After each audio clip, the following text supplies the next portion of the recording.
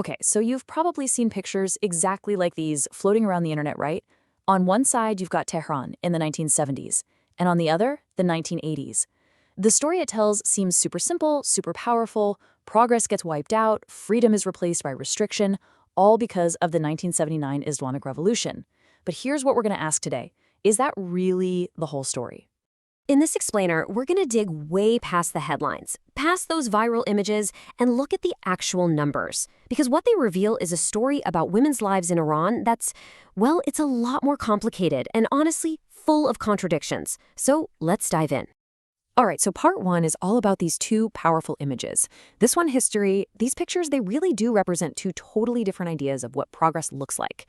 But the truth, it's way, way more messy than either picture lets on. And that brings us to the big question, the one we really need to answer. Do these pictures, which are so focused on what women are wearing, really tell us the entire story for all Iranian women? To get to the real answer, we've got to look past what we can see and dive into the data. And folks, this is where the narrative we all think we know starts to get really interesting. Because once you start looking at things like education and health, the hard data, that simple story of everything going backward, it just falls apart. Let's kick things off with what things looked like before the revolution. So check this out. In 1976, just a few years before the revolution, only 37% of women in Iran could read or write. Just let that number sink in. That means the vast majority, almost 2/3 of all women in the country were illiterate. Okay, now let's jump forward to 2015. That number, it didn't just go up, it absolutely skyrocketed to 87%. That is a gigantic society-wide transformation. And the craziest part? It happened almost entirely after the revolution. And this chart right here, it just makes it so clear. You can see just how huge that leap was. We're not just talking about female literacy more than doubling. We're talking about that giant gap in literacy between men and women. Well, it pretty much vanished. And it didn't stop with just being able to read and write. This big push for literacy flowed right into higher education. You know, the trend was so dramatic that by the early 2000s, women were actually making up more than half of all university students. This wasn't just a small change. It was so major that even the World Bank was talking about it. And this story isn't just about education. Look at these other numbers. The average number of children a woman had, it went from over 6 down to less than 2. That's one of the fastest drops in history anywhere in the world. And at the same time, access to something as basic as electricity went from being in less than half of homes to pretty much everywhere. I mean, these are all classic signs of huge social development. So, if all the data on development looks so good, why is the main story we always hear one of repression? And that question brings us right to the heart of this paradox. Part 3, rights versus development. It's this major clash between these two things. Because at the exact same time all these gains were happening, the new Islamic Republic brought in a whole new set of laws based on their interpretation of Sharia. And these laws, they seriously rolled back personal freedoms. The family protection law, which had been pretty progressive, gone. The hijab, now mandatory. Women were suddenly barred from being judges. Public life got segregated. So you have this bizarre situation where a woman might be way more likely to become a doctor, but she's also facing all these new legal hurdles.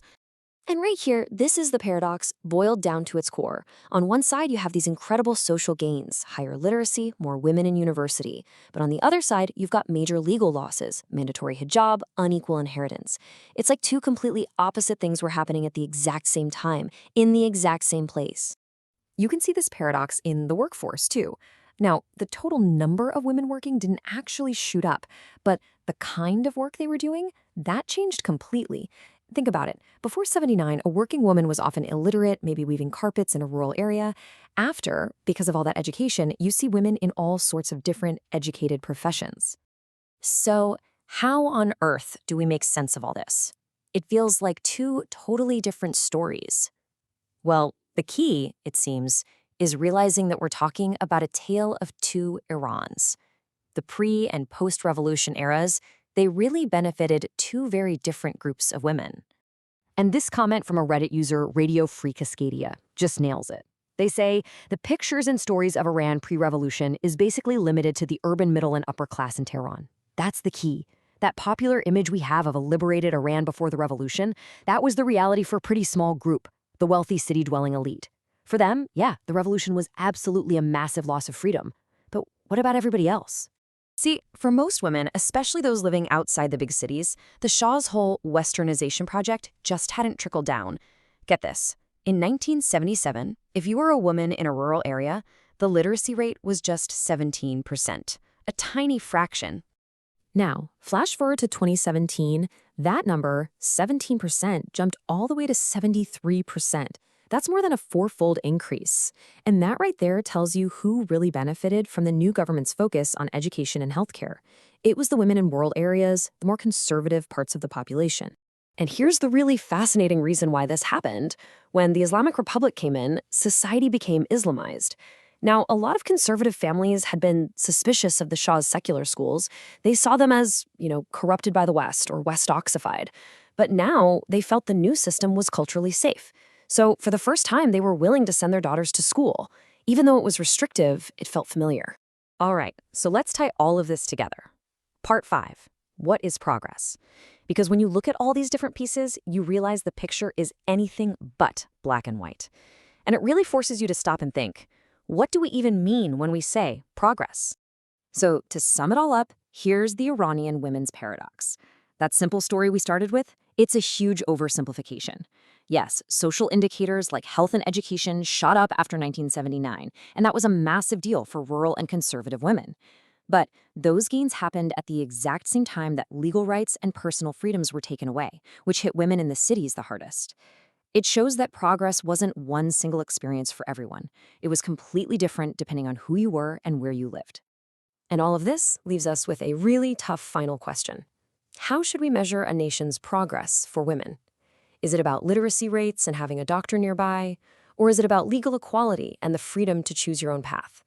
The story of Iran shows us that sometimes, incredibly, a country can move forward in one area while sliding backward in another. And it forces us, all of us, to ask ourselves, what do we value more?